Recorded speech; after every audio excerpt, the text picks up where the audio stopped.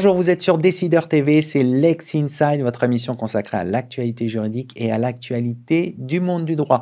Au programme de ce numéro, on va parler saisie des objets connectés, on parlera également sociologie de la magistrature et enfin risque juridique en cas de recours au travail temporaire. On commence tout de suite cette émission avec Thibaut Douville, professeur de droit à l'université de Caen, pour parler de la saisie des objets connectés. Thibaut, bonjour. Bonjour Arnaud. Alors, qu'est-ce qu'un objet connecté? Alors, un objet connecté, c'est un objet un peu particulier parce que c'est un objet qui a un corps. Donc, pensons à un objet classique, une voiture par exemple, et qui a pour particularité de contenir un système d'information, donc qui génère des données. Quelles sont ses spécificités? Alors la spécificité, c'est que l'objet connecté peut à la fois recueillir, donc générer des données, à l'initiative de l'utilisateur ou bien dans le cadre de son utilisation. L'objet connecté peut très bien être utilisé par la personne ou bien servir dans le cadre de la vie quotidienne, remplir une fonction particulière. On peut penser par exemple à une poignée de porte connectée, une voiture connectée, on en parlera certainement dans quelques instants. Alors justement, existe-t-il un régime de la saisie des objets connectés? Alors paradoxalement, il n'y a pas dans le Code des procédures civiles d'exécution de régime spécifique concernant la saisie des objets connectés, alors même que le législateur s'intéresse à ces objets à travers les outils nécessaires à l'activité professionnelle qui sont insaisissables, à travers le smartphone qui doit être laissé aussi à la disposition de la personne en cas de saisie, mais en dehors de ces éléments-là, le Code des procédures civiles d'exécution n'aborde pas la spécificité de ces objets. Quels sont les enjeux de la saisie des objets connectés? Alors, un double enjeu. Un premier enjeu, c'est que l'objet est connecté, donc produit des données.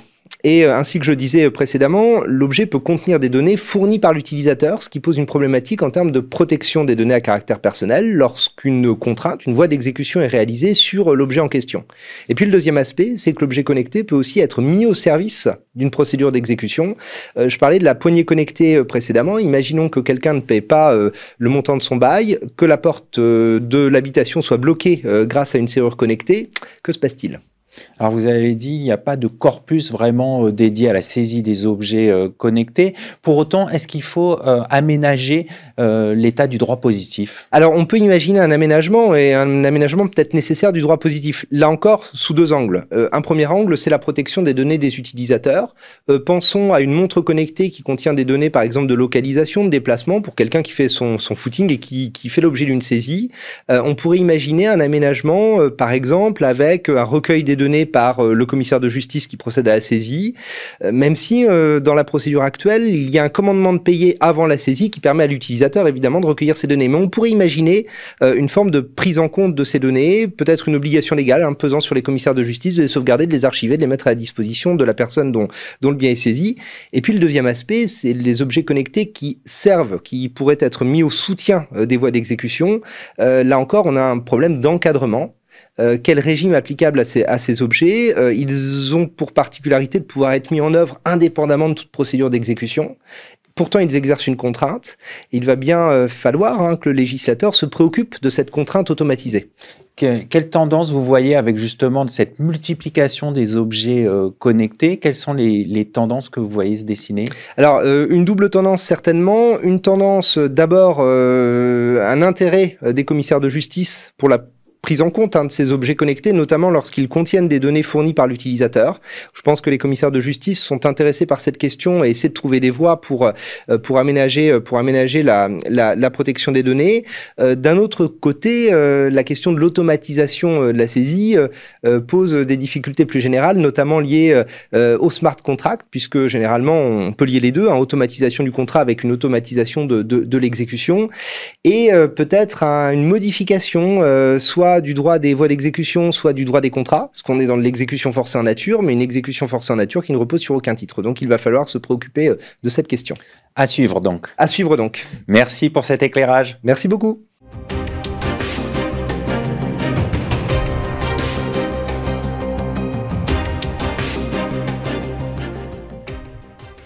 On poursuit ce Lex Inside et on va parler de l'ouvrage Sociologie de la magistrature, édité chez Armand Collin, avec son auteur Johan Demolly, maître de conférence en sociologie à l'université de Versailles.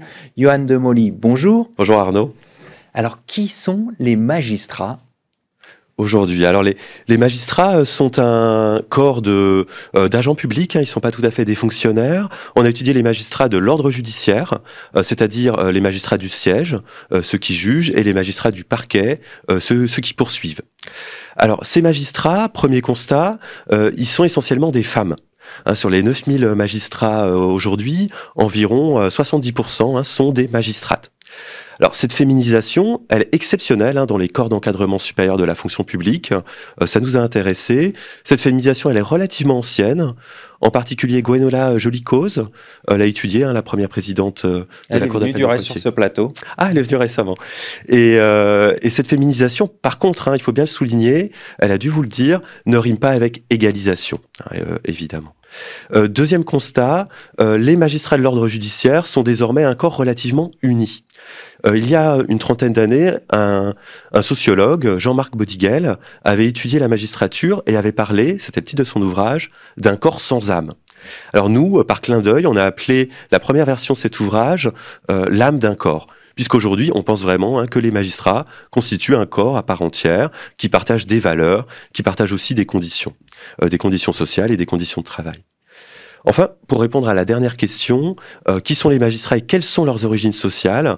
Eh bien, les magistrats, en cela, ne diffèrent pas des autres corps d'encadrement supérieur et intellectuel de la fonction publique. Ils sont issus des catégories les plus favorisées de la population. À 70%, les magistrats sont des enfants de cadres et professions intellectuelles supérieures. Par contre, ils sont beaucoup plus rarement des enfants de magistrats qu'auparavant. Il n'y a pas une reproduction sociale stricto sensu. Et par ailleurs, la magistrature constitue souvent une voie d'ascension sociale pour des enfants de professeurs ou, pour le dire plus simplement, des enfants de fonctionnaires. Alors, on a une photographie comme ça de la profession de magistrat avec votre ouvrage, mais comment se déroule leur carrière ? Alors, la carrière des magistrats, c'est énormément bureaucratisé, même s'ils ne sont pas des fonctionnaires, mais des agents publics de l'État. Les magistrats sont soumis, globalement, à une règle très simple, c'est celle de l'ancienneté, comme tous les corps de la fonction publique. Donc, le 2e grade, puis le 1er grade, et enfin la hors hiérarchie, le Graal pour, aujourd'hui, 10 à 12% de nos magistrats. Bon, cela dit, tout le monde n'atteindra pas ce Graal, et pour atteindre ce Graal, pour atteindre les postes les plus prestigieux, eh bien, il y a évidemment des conditions. Alors, ces conditions sont celles de la mobilité géographique. Pour atteindre les postes les plus élevés, une mobilité géographique élevée est attendue. Par contre, pour la mobilité fonctionnelle, c'est moins clair. On attend plutôt une forme de spécialisation. Les magistrats qui auront les carrières les plus prestigieuses seront souvent plutôt les magistrats qui auront choisi des filières de spécialisation. Voilà. Ensuite, il y a aussi des facteurs externes. Je parlais tout à l'heure d'égalisation incomplète. Eh bien, en l'occurrence, être un homme va plutôt favoriser les carrières, toutes choses égales par ailleurs, de la même façon qu'être passé par Sciences Po, l'IEP de Paris, ou bien avoir passé plutôt le premier concours, le concours externe, que les autres concours. Alors, qu'en est-il des conditions de travail, puisqu'on a beaucoup parlé lors des états généraux de la justice, du délabrement de la justice, qu'est-ce que vous avez observé ? Alors, on a observé quelque chose qui est assez contradictoire avec le constat du garde des Sceaux. On n'a pas vraiment l'impression que la justice est réparée, ni en voie de réparation. Alors, pour plusieurs raisons. Tout d'abord, le contexte, et l'actualité nous l'a montré, le décès d'une magistrate en plein cours d'audience à Nanterre, la tribune des 3000 qui fait suite au suicide d'une juge placée dans le nord de la France, cette tribune qui avait été signée en novembre 2001, donc sont tant de signaux que la souffrance au travail des magistrats est très importante aujourd'hui. Bon. Alors, cela dit, quel est aujourd'hui l'état des conditions de travail des magistrats ?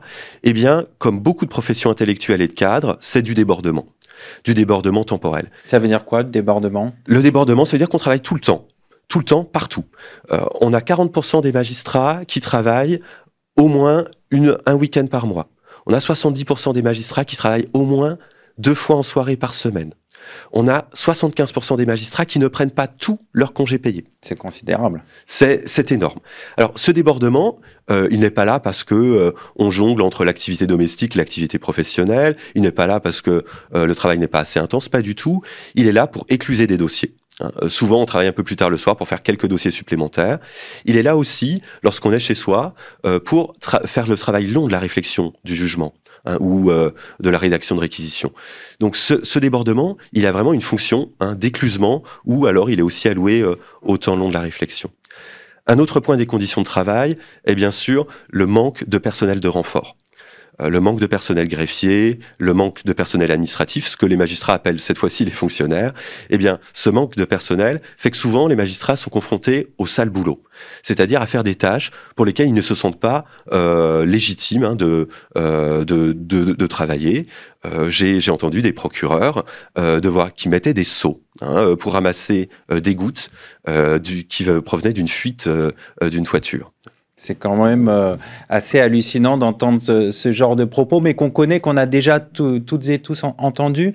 Le garde des Sceaux a annoncé des moyens supplémentaires, autant au plan humain, 1500 magistrats d'ici 2027, mais aussi financiers pour résoudre tout ça.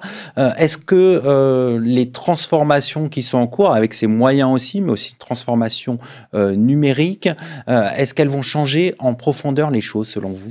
Alors, bien sûr, il y a une structure qui fait que ce n'est pas en 1 ou 2 ans qu'on pourra réparer la justice. C'est pas un véhicule d'occasion, mais tout du moins, on avance sur un chemin qui est intéressant.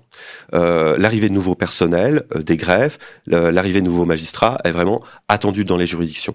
Cela dit, ça va demander un accompagnement extrêmement serré. Beaucoup de magistrats nous ont déjà parlé qu'il manquait de places de stationnement, qu'il manquait parfois même de cantines ou de places dans les cantines, de cafétérias, de lieux communs. Tout cela, si on accueille des magistrats supplémentaires dans des tribunaux qui n'ont ni de salle dédiée ni de bureau dédié, ça va poser des soucis. Par ailleurs, il faut les former, ces magistrats et ces greffiers. Or, l'École nationale de la magistrature, l'École nationale des greffes, n'ont pas des locaux extensibles et ont un personnel enseignant qui a aussi fait les frais ces dernières années de certaines formes de restrictions. Un gros enjeu, qui est celui de la transformation numérique, lui, je crois, est à prendre tout à fait au sérieux. Le système judiciaire est lié à énormément de systèmes d'information. Dans un tribunal, il y a énormément de systèmes d'information, et je n'ai jamais entendu une seule qualité que l'on m'a reportée d'un ou de l'autre de ces systèmes d'information.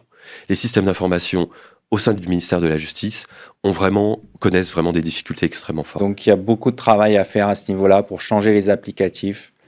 Tout à fait. Surtout dans la mesure où on a quand même un développement numérique du contentieux, un développement quantitatif du contentieux qui ne cesse de croître. On a besoin de cet outil numérique, et pour ça, il faut aussi qu'on forme des personnels et qu'on les recrute, qu'on les rémunère de façon adéquate par rapport à ce qu'ils pourraient obtenir dans le monde privé. On va conclure là-dessus. Merci d'être venu sur notre plateau. Je vous en prie.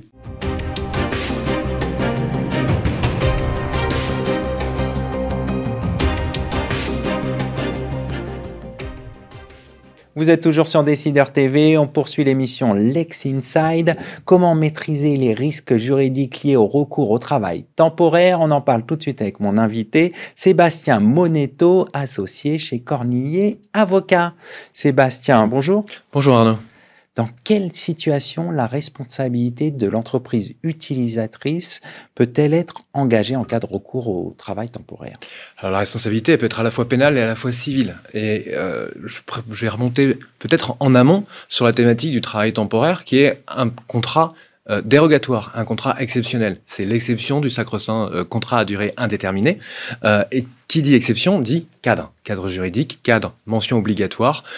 Et le Code du travail va venir déterminer l'ensemble des mentions qui sont obligatoires à faire figurer dans le contrat de mission qui va être conclu entre l'entreprise utilisatrice et l'entreprise de travail temporaire, et dans le contrat dit de mission qui est conclu avec le salarié et l'entreprise de travail temporaire. La plupart des responsabilités civiles et pénales vont dépendre de la nature des mentions, de l'absence ou pas des mentions dans l'un des deux contrats, de la précision ou pas des mentions apportées dans ce contrat. Premier contrat, c'est le contrat effectivement qui est conclu entre l'entreprise utilisatrice et l'entreprise de travail temporaire, dans lequel on va retrouver en fait quasiment l'ensemble des éléments que nous avons dans un contrat de travail, qui figurera d'ailleurs aussi dans le contrat de mission conclu avec le salarié.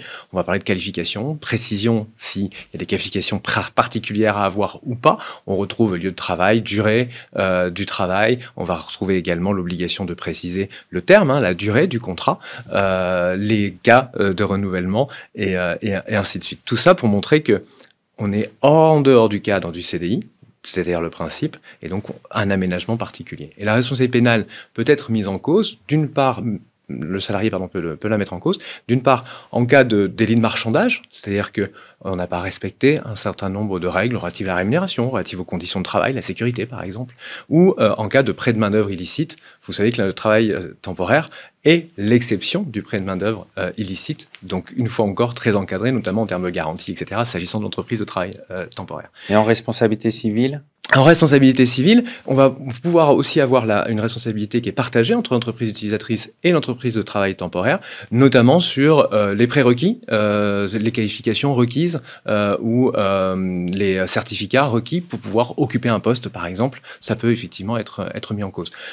Également, s'agissant du terme et du renouvellement du contrat, la responsabilité civile peut être mise en cause aussi bien, j'insiste, de manière cumulative, aussi bien auprès de l'entreprise utilisatrice qu'auprès de l'entreprise de travail temporaire. Alors, comment éviter une requalification CDI ?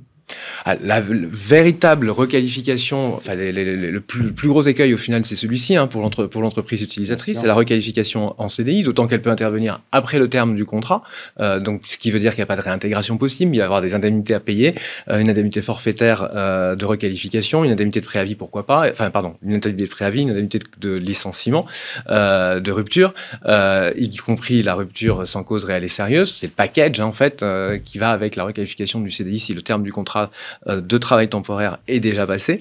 La meilleure vigilance va être au niveau de la rédaction du contrat de mission et se faire aussi peut-être communiquer le contrat de mission qui a été conclu, parce que la mise à disposition, il y a les mentions qui sont obligatoires. C'est moi, en entreprise utilisatrice, qui suis responsable parce que je communique à l'entreprise de travail temporaire les modalités du poste. Quelles sont les tâches, quelles sont les fonctions, qu'est-ce qui est requis en termes de qualification. Bien décrire tout ça. Exactement. Et il y a un motif, il y a une des clauses qui est obligatoire dans les deux contrats, c'est le motif de recours, et qui est là le plus gros écueil, et là où constitue le plus gros risque, aussi bien en termes de responsabilité pénale qu'en termes de requalification du contrat en contrat à durée indéterminée. Donc là aussi, bien le décrire. Bien le décrire, puisque qui dit exception, on a des motifs de recours qui sont très limités, qui sont énumérés par le Code du travail, et on ne peut pas sortir de ce cadre-là. Un exemple, l'accroissement temporaire d'activité. Si il y a eu précédemment un licenciement économique, j'ai une interdiction de pouvoir recourir à un CDD comme à un contrat de travail temporaire dans les 6 mois qui suivent le licenciement économique pour un motif d'accroissement temporaire d'activité. Ça veut dire qu'on a mal calibré son licenciement économique. On va conclure là-dessus. Merci d'être venu sur notre plateau. Merci à vous. Merci à toutes et à tous pour votre fidélité. Je vous retrouve très bientôt sur Décideur TV pour un nouveau numéro de Lex Inside.